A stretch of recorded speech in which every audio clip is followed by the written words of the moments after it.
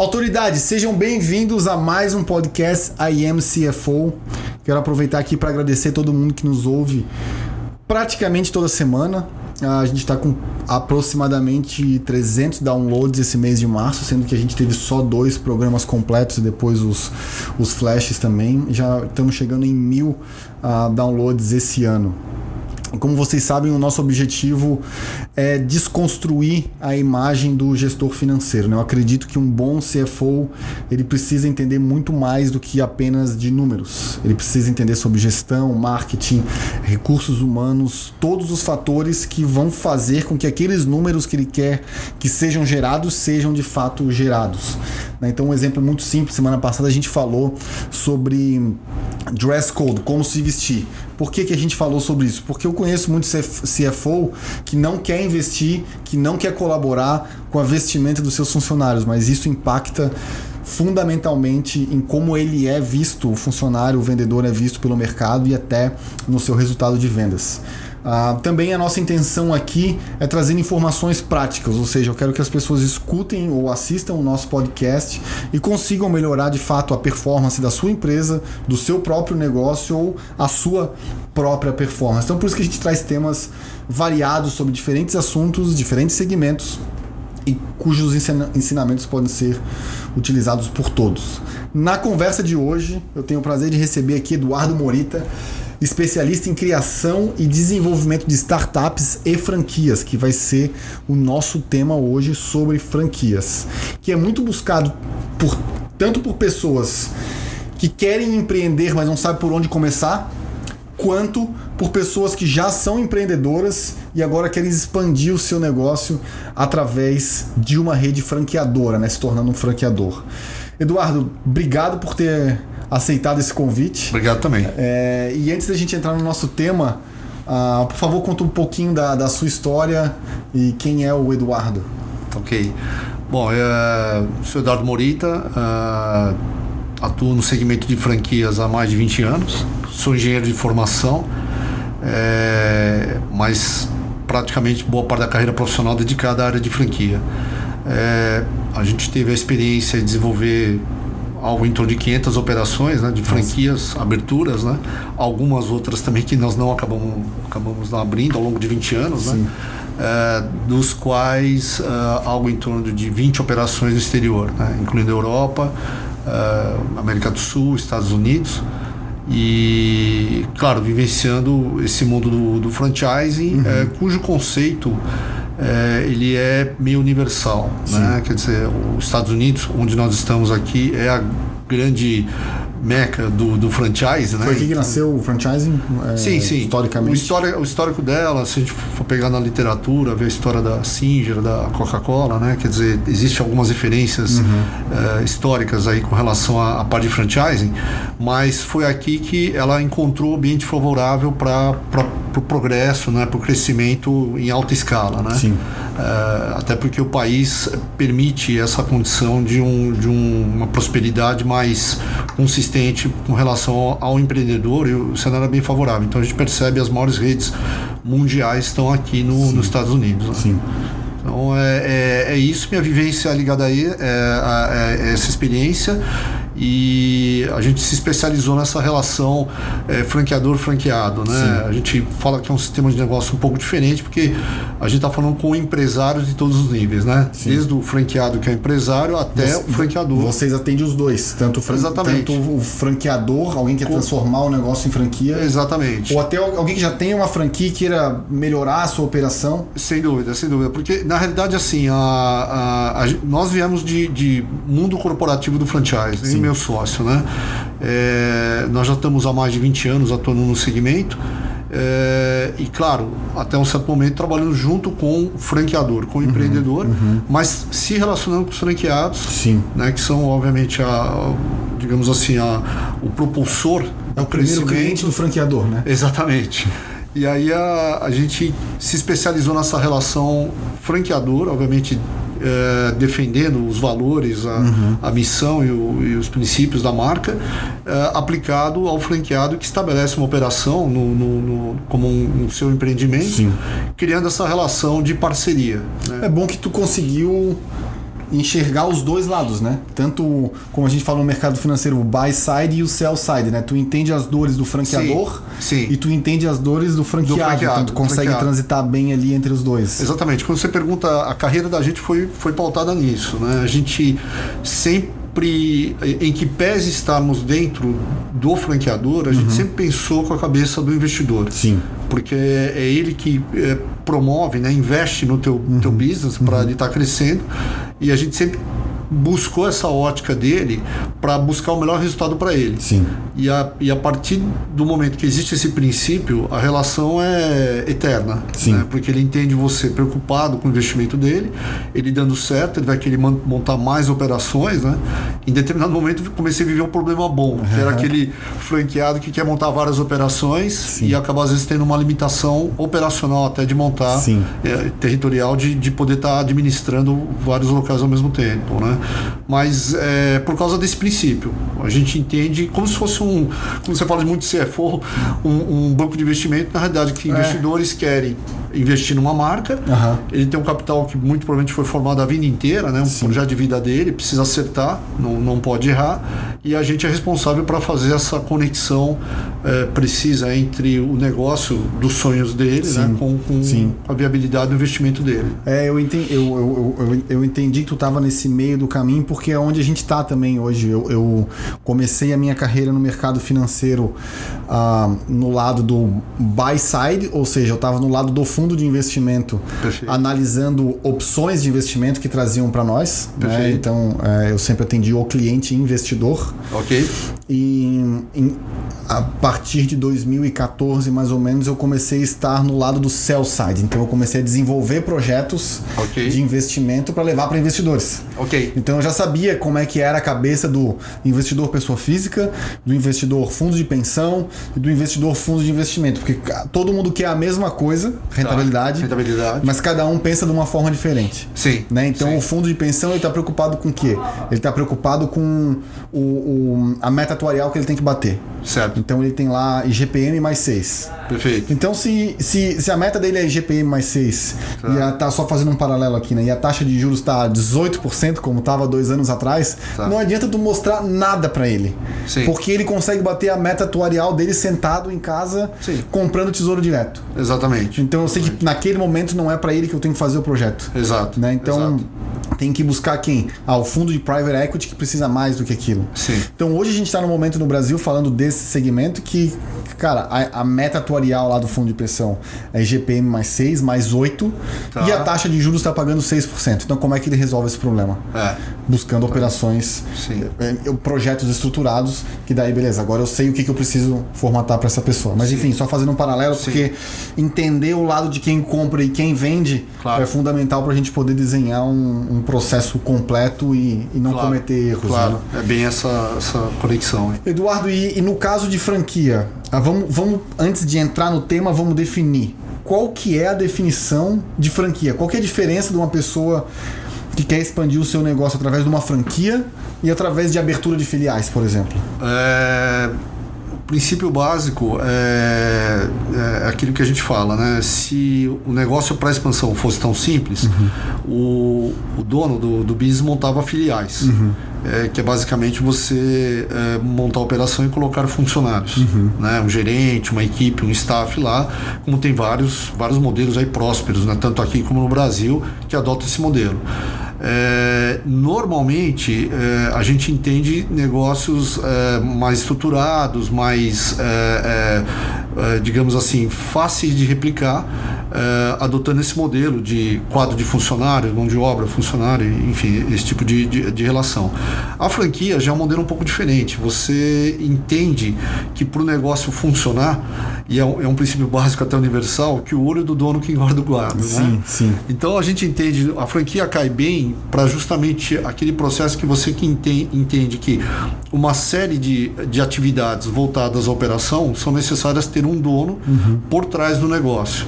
Né? Mais do que um gerente, um dono. Exatamente. Que é a diferença entre a filial e a franquia. A filial tem o gerente, mesmo que ele tenha participação, ele ainda não é dono. Exatamente. A ótica de trabalho é diferente, né? Você ter um funcionário gerente, ele vai até uma certa responsabilidade, e o dono, o empresário, transcende talvez essa situação, e a partir do momento que para a marca também se torna interessante você captar recurso de investidores para que invista no teu business com essa ótica de preocupação. Entendi. Então a diferença fundamental da filial e da franquia é que basicamente aqui quem coloca o capital é o empreendedor, é o dono da marca. Sim. Aqui não, você adota um modelo em que você coparticipa do teu sucesso com outros empresários que vão estar montando o seu negócio e que, por consequência, também vão se preocupar mais. Né? Você tem uma via de mão dupla, né? Você entrega um negócio consagrado, mas tem uma pessoa responsável no teu negócio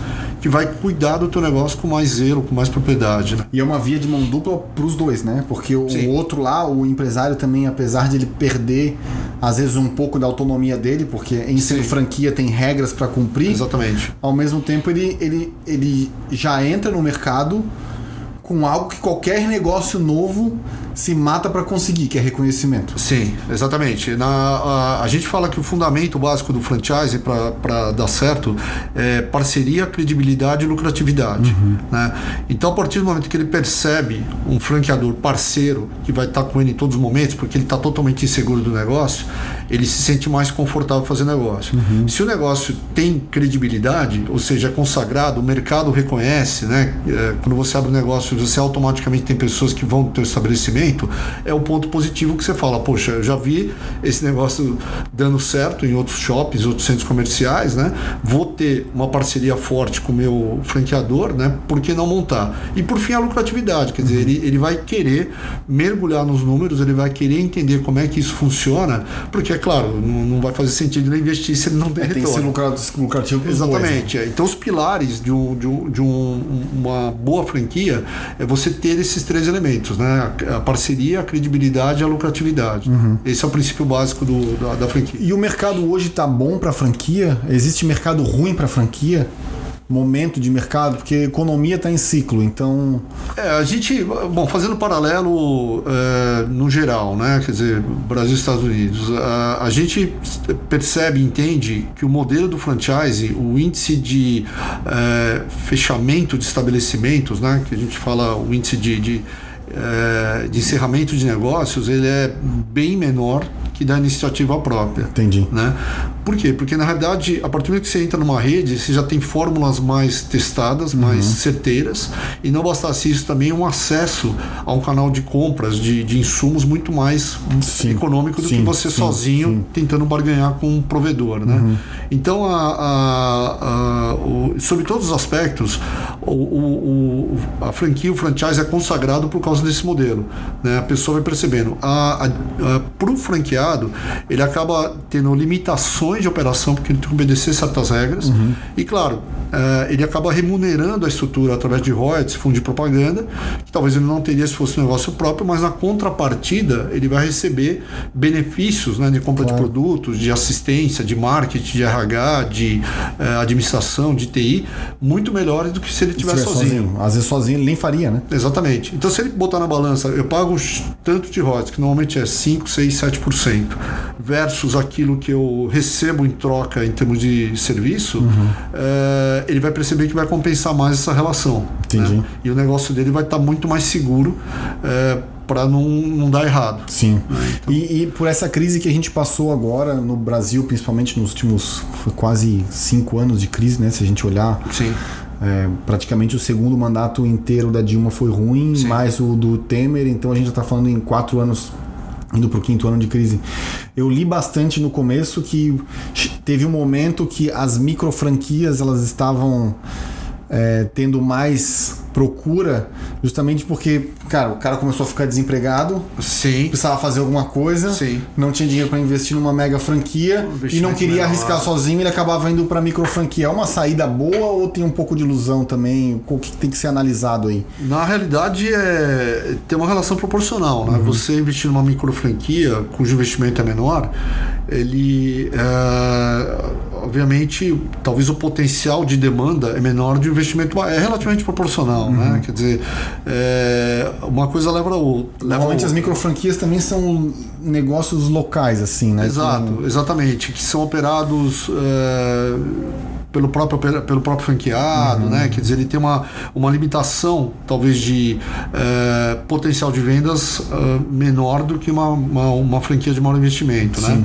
Mas não deixa de ser um negócio interessante, porque às vezes você tem uma demanda reprimida daquele tipo de atividade numa certa região, então é muito relativo falar o que é melhor ou o que não, né? Quer dizer, se a franquia o de maior melhor ou o investimento... pior sempre tem um ponto de referência, né? Exato, Agora, o que a gente costuma falar, aquilo que você comentou, o que pesa muito é a vocação do franqueado, a vocação do empreendedor. Eu trabalhei num grupo que tinha alimentação e tinha moda. Sim. A pessoa me perguntava o que eu monto. Eu falei, depende. Tu entende de alimentação, exatamente. Tu entende de moda. Se você está na dúvida, fica uma semana num estabelecimento de alimentação, fica uma semana no estabelecimento de moda. Veja onde você se sente mais confortável. Porque isso vai ser sua vida. Você vai ficar ali trabalhando, né, por um bom tempo, né? Nem que você depois coloque um gerente, alguma coisa do gênero, você vai ter que gostar daquele ambiente, porque você não precisa estar presente, mas precisa se fazer presente. E para se fazer presente, você tem que entender o negócio em todas as suas particularidades. E nada melhor que você operando num primeiro momento para você conhecer bem o seu negócio, né? A gente sabe que empreender no Brasil é uma tarefa bem difícil, né? Sim. A franquia ajuda a pessoa que não tem experiência? Sim. A gente tem alguns indicadores, né, até na palestra que a gente deu lá no Recomendo, que a gente fala que basicamente é 3% do PIB, né, a força do franchising. Ela, nos últimos 15, 20 anos, ganhou uma notoriedade até em relação ao MEDIC, né, o Ministério da Indústria e Comércio, porque é um setor que capacita a mão de obra. Né? Então, ele não só recruta profissionais, como entrega para o mercado profissionais gabaritados. Né? Então, é um setor vigoroso na economia, né? Tem representatividade, e vários órgãos governamentais sempre estão ajudando. É um setor hoje que está bem estruturado, bem unido, né? A gente tem a ABF, que é a Associação Brasileira de Franchising, que está aí com já mais de 30 anos, né, atuando no mercado, organizando melhor o setor, e você acaba tendo franquia em todos os segmentos, né, e podendo ofertar para o investidor os bons negócios. Né. Quando você comenta, só voltando à sua colocação da crise, que a gente vem de 3, 4 anos basicamente, a nossa leitura é a leitura, acho que, de qualquer outro segmento da economia, né? Quando você tem um certo desequilíbrio, a gente é redundante, mas fala do desequilíbrio fiscal, porque na realidade, a partir do momento que você pega uma parte da massa financeira que circula no país e coloca para imposto, você está tirando do setor produtivo, basicamente. Então você está aniquilando consumidores para ir para o consumo, porque ele está preocupado em pagar impostos, pagar taxas e coisas do tipo. Então, uma coisa que leva a outra, né? Então, a partir do momento que você começa a frear a economia, e isso foi o que aconteceu, né? Por causa da má gestão da economia, você acaba tendo essa dificuldade de fazer em todos os setores, né? Não importa se era a franquia, se não era, se era a comida, se era a moda, todo mundo sofreu. Exatamente. Não tinha como fugir. Exatamente. Se for analisar a franquia é um bom negócio ou não, em relação à crise econômica, claro que sentiu também, mas acho que é muito mais por uma conjuntura geral do que propriamente o setor. Se a gente for comparar, talvez, com outros negócios que não vieram para o sistema de franquia, muito provavelmente esses tiveram muito mais dificuldade do que os setores de franquia, que de alguma forma estão tentando ajudar e o segmento agora, o setor já está vendo uma recuperação boa aí, ou tá junto com a economia assim também? Eu já estou 3 anos aqui, né? Vim aqui para um projeto, meu sócio também. Criamos uma cultura, né, de implementação de franquias, startups aqui nos Estados Unidos, mas acompanhando o que está acontecendo no Brasil também. Eu tive recentemente, aí faz uns 2 meses, 1 ou 2 meses no Brasil, e a gente percebe que o problema foi grande realmente, assim, né? Eu acho que realmente não teve nada comparável no país. A gente sempre ouviu falar que o Brasil é feito de solavancos, né? Mas é aquelas crises que fica meses, alguma coisa assim, em volta, né? E o crescimento também, né? Eu sempre escutei... essa foi a primeira grande crise que eu enfrentei enquanto um ator econômico ativo, vamos dizer assim, depois que eu comecei a trabalhar. Até então, eu vivi a mudança para o plano real, mas eu tinha 10 anos na época, não entendia tanto assim, né? E realmente, durante a gente sempre estudou que o Brasil tem o crescimento do voo de galinha, né? Exatamente. E parece que agora o tempo que a galinha demorou para voar demorou mais, né? Exatamente. E aí o que acontece é que eu acho que o estrago foi grande realmente, né? Essa freada, essa recessão que houve. E o pessoal está tentando se recuperar. Até encontrei com 4, 5 consultores do segmento, os melhores talvez do franchise brasileiro, e eles até falaram para mim que no último ano e meio que eu não tive mais focado aqui, eles falaram, você não perdeu muita coisa. Sim. Porque realmente o cenário foi complicado. E aqui? Como está o mercado de franquia em geral?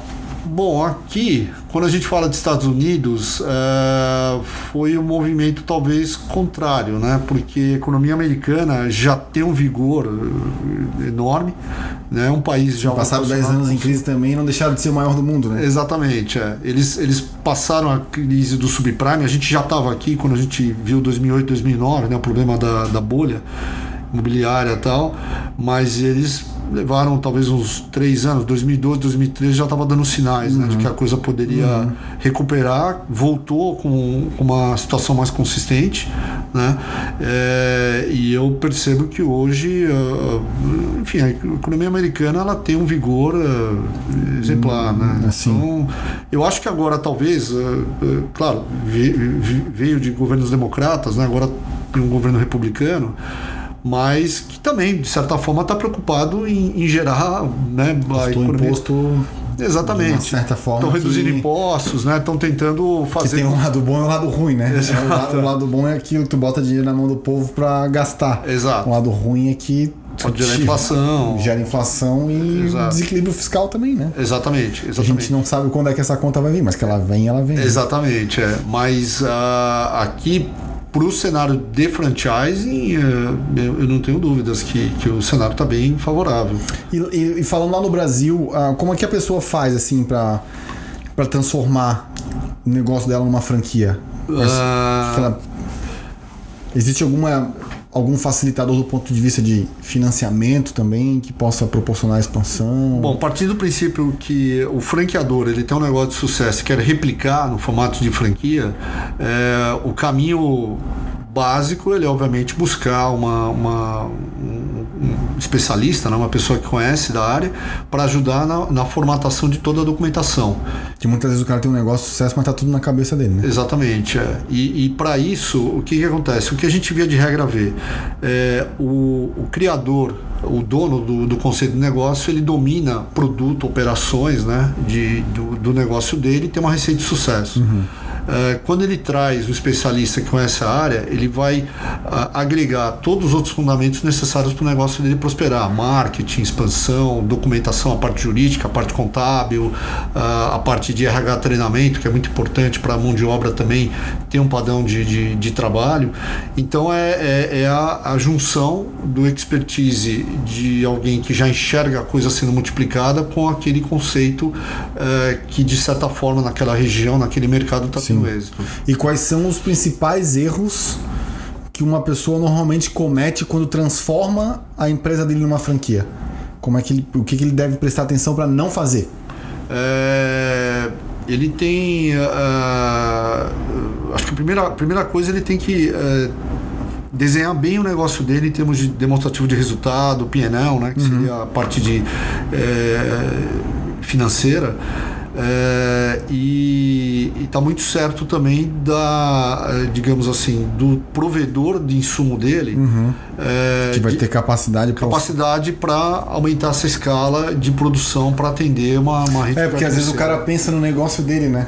Sim. Esquece que a outra pessoa que vai replicar precisa ser abastecido também, né? Principalmente se for a venda de produtos, né? Vamos, sei lá, dar um exemplo aí. Né? Vamos lá, até consumo imediato, vamos lá, mundo verde.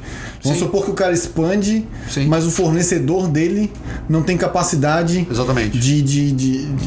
de alimentar toda a cadeia. Vamos supor que ele começou com uma franquia de produtos locais. Sei lá, pegar a minha região lá de Santa Catarina, o cara montou uma franquia que só faz produtos de morango, sei lá.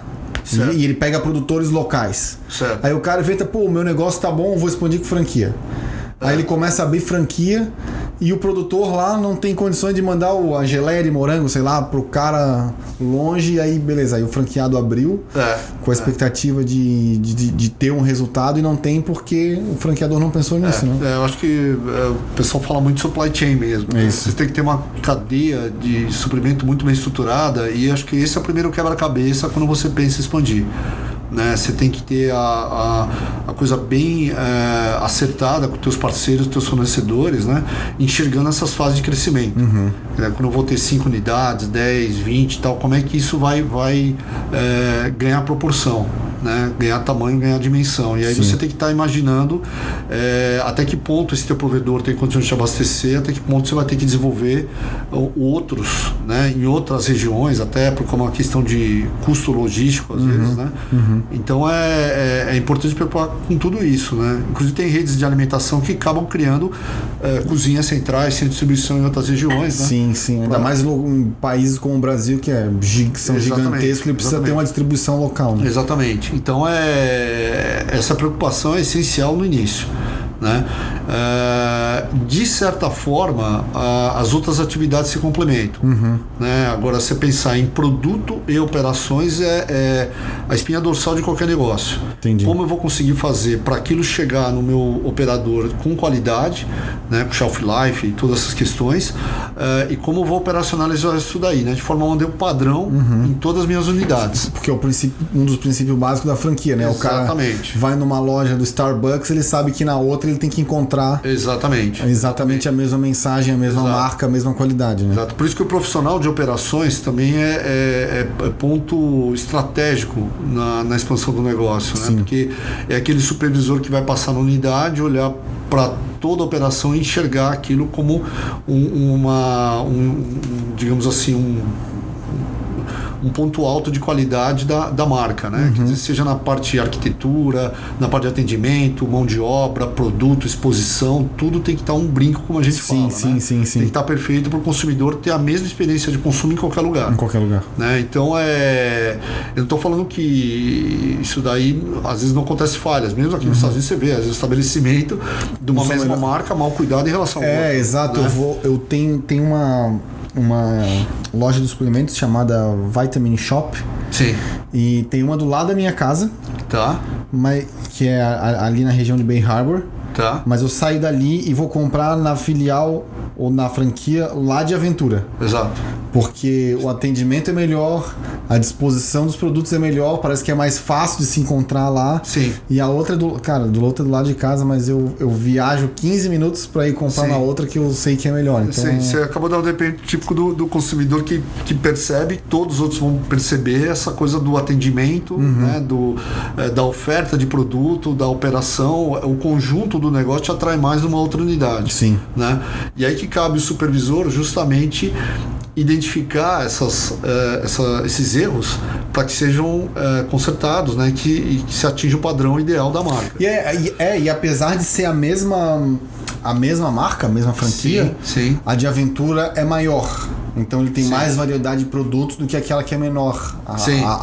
Aqui de North Miami ela é menor. Exatamente. Então a gente sente isso, né? E às vezes no Starbucks é a mesma coisa. Exato. Uma vez eu tomei um café num que não tinha no outro. Exato. Então, às vezes, o tamanho da operação limita a produção daquele franqueador ali. E, Eduardo, quais são as obrigações, assim, principais obrigações que um franqueador tem com o seu franqueado? Ele não só manda, né? Ele também tem que responder e ter uma série de compromissos. A gente teve fase no franchise, né? E eu já venho desde a final da década de 80, começo de 90. em que a gente tinha uma estrutura de franqueadores, talvez, no Brasil principalmente, né, que não estavam tão preparados, porque a gente teve um boom das franquias, de shoppings de franquias, né? Quando a gente começou a entrar mais na última década, 2000 e pouco, 2001, você já percebe uma maturidade maior do segmento, entendendo que o bom franqueador é aquele que está bem estruturado para dar o suporte para o teu franqueado. Qual é a receita básica?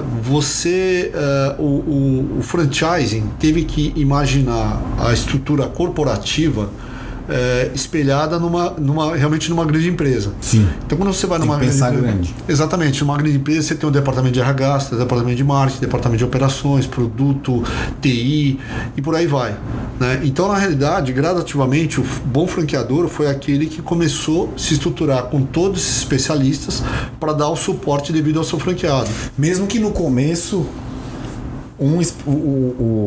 o cara do RH, do financeiro e do administrativo era o Eduardo, mas ele já tinha os 3 separados pensando na expansão. Quando crescer um pouquinho mais, eu vou contratar um para cá, um para lá e outro para cá. Exato, a colocação é pertinente até. A gente tem falado pro pessoal aqui com startup aqui, que no começo você vai fazer tudo, vai cruzar, cabecear, defender, fazer tudo.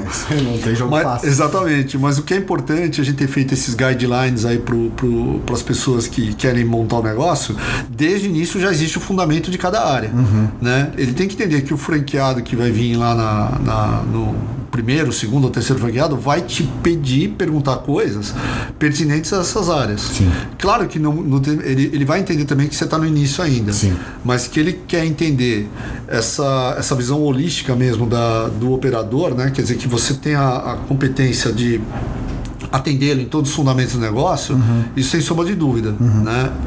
O que eu acho que vai prevalecer muito no início é esse franqueador internalizando algumas atribuições ou terceirizando algumas coisas que ele vai precisar. Isso é comum no início, que você vai ter, por exemplo, um profissional de RH, de coaching, terceirizado. E que ele vai pedir alguma coisa, uma assistência no recrutamento do primeiro time dele, que você vai trazer um especialista para ajudar. O pessoal de marketing, normalmente ele não vai ter dentro. Ele vai ter uma agência, que é uma agência 360, que às vezes vai fazer assessoria de imprensa, vai ver propaganda, vai ver estratégia de comunicação, né, os 4 P's, né, produto, preço, propaganda, tudo aquele fundamento do Kotler lá, que ele vai ter mais ou menos terceirizado, né? Ele vai ter também um pessoal de TI, de sistemas, porque ele vai pedir que sistema eu uso para administrar meu negócio. Então você vai terceirizar também Ele vai ter que dar suporte para quem está lá trabalhando com o sistema que é dele. Exatamente. Aí, gradativamente, quando você percebe o movimento da franqueadora, incorporando áreas, porque a demanda começa a ficar tão recorrente que você começa a botar uma pessoa fixa lá como executivo teu. E aí, quando você chega uma hora que tu tira a agência e internaliza o marketing. Exatamente. Como eu cheguei a ver, chega no momento que você tem 400, 500 unidades, né, e você tem 350 franqueados, você tem um departamento com 20 pessoas de marketing, por exemplo. Só na área de marketing. Né, você tem... porque dentro do marketing tu tem que começar a especializar também. Um vai cuidar só de mídia social, um vai cuidar só de TV, Isso, exatamente. Um vai cuidar só de criação. Exatamente. Você tem tantos franqueados que a demanda é tão recorrente que você tem que ter 1 ou 2 profissionais, às vezes dando conta, você tem uma house interna, né, para atender esse franqueado, porque a demanda é tão recorrente que você precisa ter gente interna já respondendo, como se fosse uma agência interna mesmo. Né? Pessoal de RH, a gente acaba vendo 8 profissionais na área de RH, porque tem que sempre estar fazendo treinamento, reciclagem, ajudando no recrutamento de novos funcionários. E pessoas mudam, né? Então toda hora tem problema novo acontecendo com as pessoas. Exatamente. A arquitetura também foi uma área que eu vi estruturar lá com 5, 6 arquitetos internos, tal era a demanda de projetos que vinha, né? Então é normal. Depois de um tempo, isso daí você começa a se questionar, internaliza ou você terceiriza, mas... Aproveitando esse gancho, existe um tamanho ideal para a pessoa tornar o seu negócio uma franquia? Depois que ele já tem tantas unidades, ou ele montou uma que ele viu que deu certo, ele já pode seguir? Vamos falar aqui do que a gente está vivendo muito nos Estados Unidos, né? Falando aí com advogados da área tal, inclusive da área de esportes até, né? Ligado à área de beisebol e de esportes, são franquias também. Sim.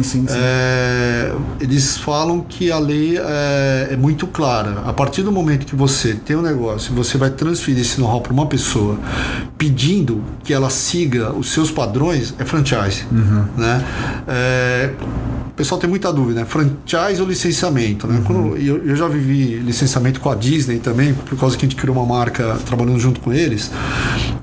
Licenciamento é aquela situação em que você utiliza digamos, de um padrão estético visual da marca e você vende e você paga esse licenciamento de utilização dessa questão. Sim. De certa forma, esse licenciador não vai estar muito, digamos assim, preocupado com o pós aqui, como a coisa vai ser distribuída ou exposta. Ele só precisa que tu fabrique o tênis dentro do formato dele, exatamente, no formato dele.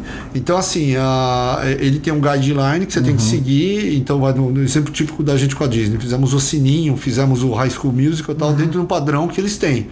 Aí o que acontece? Você coloca no produto, depois que ele aprova, para colocar no estabelecimento, e aí é uma preocupação sua vender, né? Então isso é license, é licenciamento. Entendi. Ele não vai se preocupar tanto como é que isso foi exposto. Entendi. A gente, enquanto franchise, está preocupado em todas as etapas, porque a gente entende que a experiência de consumo desse consumidor, ela é completa desde o momento que ele entra dentro da loja. Sim. Então, seja no atendimento, na exposição do produto, no visual merchandising,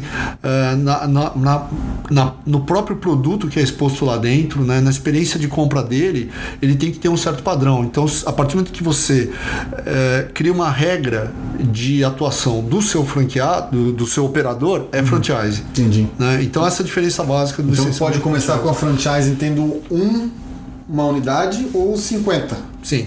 Tem 50 filiais. Sim. Assim, agora eu estou pronto, a pessoa se sentiu pronta agora para abrir franchise. Então ela pode tanto transformar as filiais em franchise. Sim. Quanto, essas 50 vão continuar minha e eu vou começar a franquear agora a 51ª. E existem casos também depois que a empresa transforma a franchise em filial.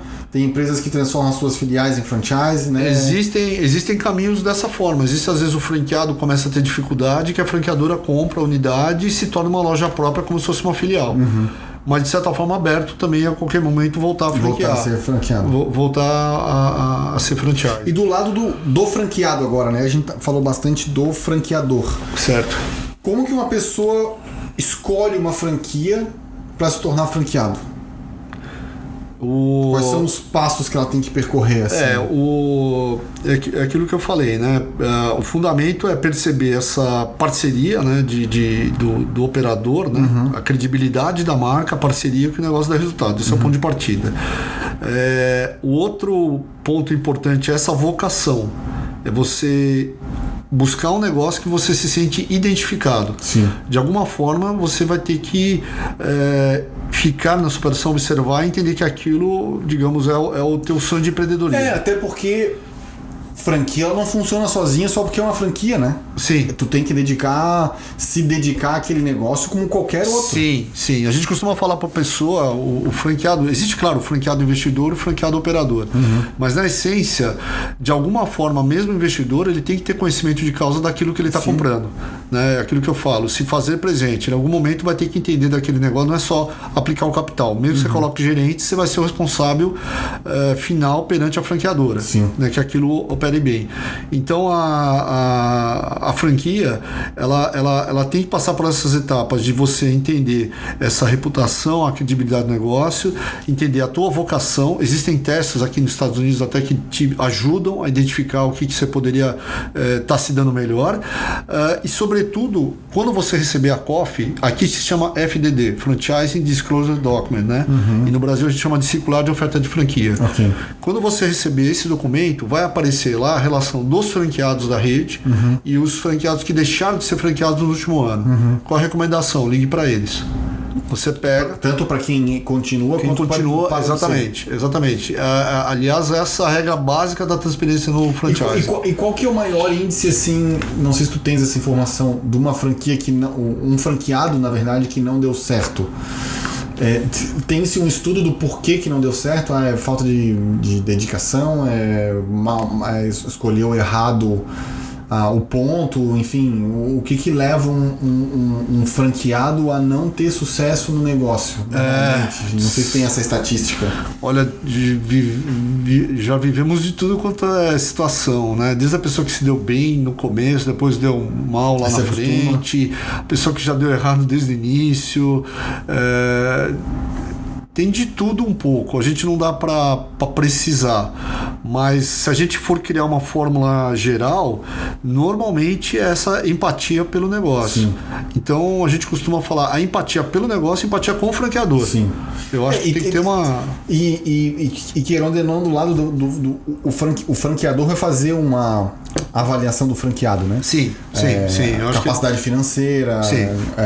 Eu lembro que uma vez eu participei de um processo para abrir uma filial do Starbucks, mas... Foi do Starbucks? Foi.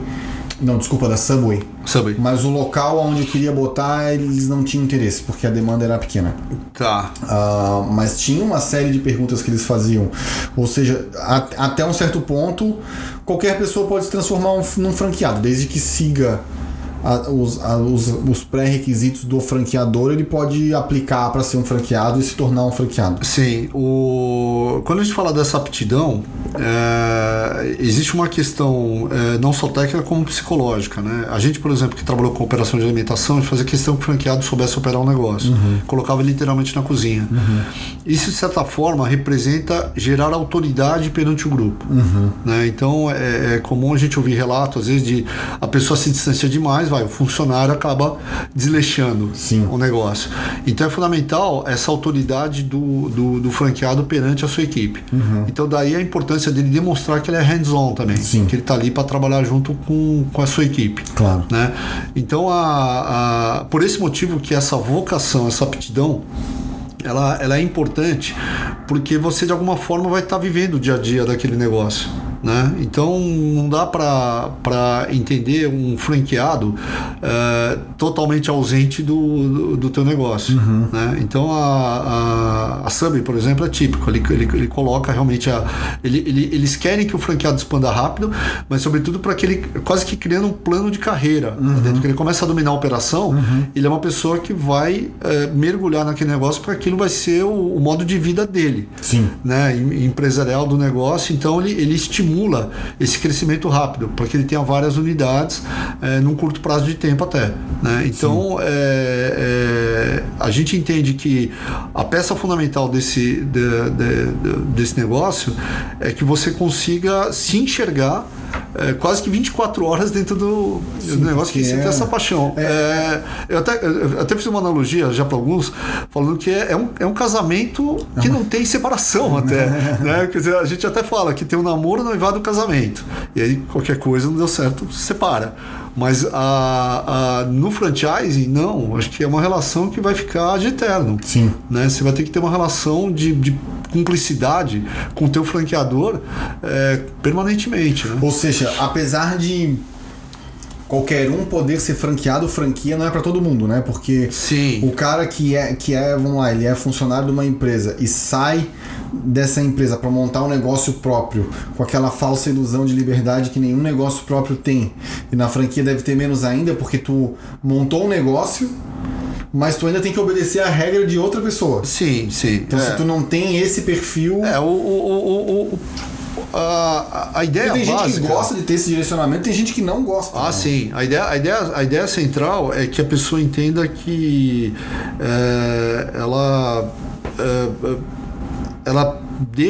passa a ser o patrão, passa a ser o dono do negócio, que é uma vantagem, dependendo como o pessoal olha. Quer dizer, eu estou trabalhando, estou produzindo para gerar o recurso para mim, com um parceiro, né? E que essa é a vantagem. Na contrapartida, ele tem que zelar por aquilo que ele comprou. Por dois motivos. Não só porque ele assinou um compromisso perante o franqueador, mas também para defender o patrimônio dele, porque afinal de agora ele botou o investimento ali. Exatamente. Né? Então, quando você fala não é para qualquer pessoa, a pessoa tem que entender claramente isso. Eu costumo falar, até a gente faz um anti-marcha até para o investidor, quando a pessoa vem com aquela falsa ilusão de entender que ela vai trabalhar durante a semana e vai folgar no fim de semana. Vou botar uma franquia e vou para a praia. Exatamente. É até o contrário, você vai trabalhar muito mais do que você trabalhava numa corporação. Né? O teu ganho é que você vai ser dono do seu próprio negócio, que claro, depois de um tempo você vai conseguir delegar, porque você domina completamente. Por uma fase de 1, 2 ou 3 anos, você vai ter um grau de intensidade maior que vai aos poucos diminuindo, a ponto de você imaginar que ele montar uma segunda, uma terceira, uma quarta unidade, e você vai estar formando líderes, gerentes para tocar o teu negócio. Claro que vai chegar dentro do mundo, claro que você vai ter a tua total liberdade de escolher o seu horário, de fazer alguma coisa, mas de alguma forma você sempre vai estar antenado com o teu negócio. Sim. Né? Mas no início é fundamental essa adequação, essa adaptação com o negócio que você goste. Que você se faça presente ao longo da sua vida depois. E hoje uma pessoa que pensa em montar uma franquia, o que é valor de investimento lá no Brasil e aqui nos Estados Unidos? Tem um valor médio, assim? Olha, a gente vê franquias desde as micro franquias, né, que são na casa de algumas dezenas de milhares de reais, né, e de 50, 100 mil mais ou menos, até franquias que passam de 1 milhão, né, de reais. Sim. Fazendo um paralelo, os Estados Unidos é basicamente isso em dólares. Mesmo número em dólar. Exato. Você vê franquias talvez de menor investimento, que estão na casa aí de 100 mil dólares, alguma coisa assim, como você tem franquia por mais de 1 milhão, né? Quer dizer, até mais, até 2, 3 milhões, dependendo do negócio, né? Que você quer montar. Então é relativo, né? Claro que também as franquias mais caras são aquelas que também projetam resultados maiores, né? Sim. E as franquias. E qual é o tempo médio que normalmente esse capital volta numa franquia? Ou se isso varia muito de setores para setores, para uma franquia sei lá, de serviço de informática ou de escolas de língua, por exemplo, tem um retorno desse investimento maior ou mais rápido ou mais demorado que um restaurante, por exemplo? A gente costuma ter um número médio entre 24 e 36 meses. Para recuperar o capital investido. 2 a 3 anos. Agora, tem alguns estudos que projetam 5 anos, né? E tem alguns negócios que acontecem, às vezes, em menos de 2 anos. Aqui é mais rápido ou mais devagar que no Brasil?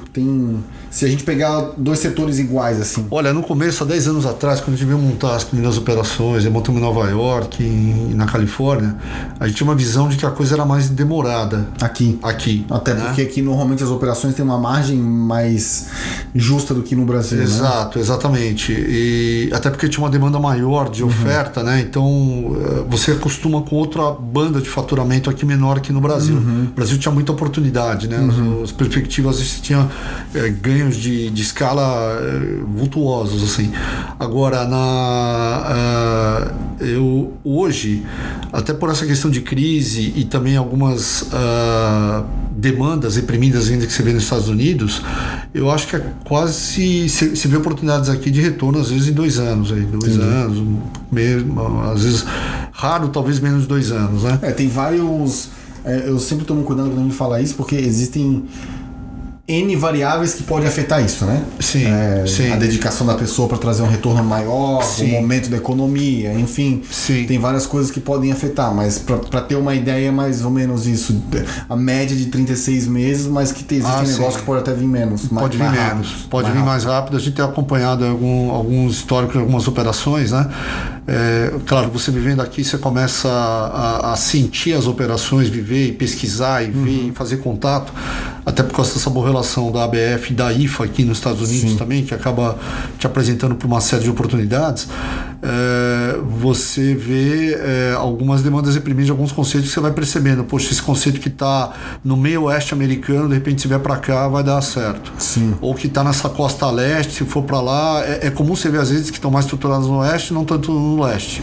Porque a gente fala do Brasil que é grande, mas os Estados Unidos também é grande para burro, né? Exatamente. O Brasil é grande de norte a sul, Estados Unidos de leste a oeste, né? Então tem essa mesma... Exatamente. Esse mesmo problema. E às vezes você está aqui, você vê uma rede que é comum aqui na costa leste, aí quando você vai na costa oeste, nossa, não estou vendo nenhuma operação essa daqui. E o contrário, também você vê um negócio diferente que não está aqui. E às vezes tem essa questão de logística, distribuição, né? Quer dizer, tem todo um custo aí operacional. Toda a cadeia produtiva está lá e não tem como trazer para cá. Exatamente, com a qualidade para trazer e tal. Então tem alguns percalços, às vezes, para a rede ganhar uma dimensão maior nos Estados Unidos, que é continental realmente, né? É gigante o país mesmo. E a gente falou antes dos erros do franqueador, e quais são os erros do franqueado? do franqueado, os erros do franqueado achar que a franquia é férias. Que vai resolver o negócio dele da noite pro dia. Exatamente, aposentadoria. Esse é o erro mais comum. Ele tem que entender que o negócio não vai dar sozinho. Sim. Se foi criado esse sistema, é porque depende realmente de um operador, um empreendedor à frente do negócio, porque, voltando ao que a gente falou no início, seria fácil o criador do conceito criar filiais. Né? Se ele não fez isso, é porque ele entende que depende também de uma mão de obra qualificada para operar o negócio dele lá na frente. Então ele entender que ele está investindo numa fórmula de sucesso, mas também vai ter que se dedicar. Sim. Né? Então esse é um erro comum. Digamos, também não perceber essa vocação dele, e é comum nesses testes vocacionais que ele ou ele é mais front, que a gente fala, é mais vendas, ou ele é mais back, ele é mais números. Então às vezes ele tem que identificar o que ele se identifica mais para completar ele com um funcionário que é um sócio, enfim. Um sócio que é o contraponto dele. Sim. Porque se ele ficar muito olhando para números, não vai andar lá na frente, que tem que ter o PR, né? O atendimento do customer service lá. Ou o contrário, se ele é muito, às vezes, esse atendimento para o consumidor, ele está preocupado com números e as contas vão e não só o número, o processo, tudo, né? Vira exatamente, bagunça, né? Vira uma ele vende, mas esquece de comprar, né? Exatamente. Então fica uma situação bem complicada para ele, né? Às vezes de gerir e são erros comuns. A gente presenciou no início esses problemas, no final a gente criou esses testes vocacionais em que você percebe onde se complementa a operadora e se arruma o negócio de uma maneira mais tem muita gente que escolhe também a franquia por moda, né? Às vezes vê assim, abriu uma aqui, uma ali, uma ali, uma lá, vou abrir uma também. Também. Que é a questão que acaba caindo na questão da vocação. O cara tem vocação zero para aquilo. Sim. Mas abre a franquia por modismo, ou porque alguém falou e o amigo, o vizinho fez uma e deu certo. Eu acho que também é um erro que ele estaria cometendo, né? Porque não necessariamente o que deu certo para uma pessoa vai dar certo para você também. E falando nisso, no final do nosso programa a gente sempre associa sucesso com o tema. Como a gente falou de franquia, e a franquia tem os dois lados, o franqueador e o franqueado, eu vou dividir a pergunta em duas. Quais são os principais fatores de sucesso para transformar um negócio em franquia?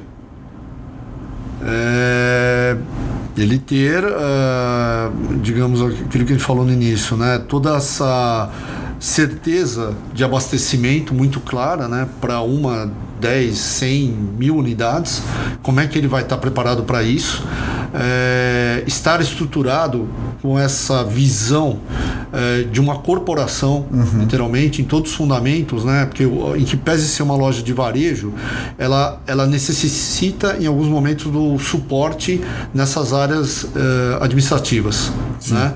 Então marketing, RH, TI, administração, tudo isso ele precisa ter à disposição dele. Então o franqueador tem que estar preparado para isso, né? Então é essa visão, e claro, se ele não tem interno, que ele traga especialistas terceirizados que saibam fazer o bom negócio. O negócio não é inchar a operação, mas estar preparado para que todas as caixinhas sejam preenchidas em algum momento. Um erro comum que acontece é justamente essa definição dos pontos onde ele vai montar, né? Porque tem muitos especialistas que falam assim, franquia é ponto, ponto e ponto.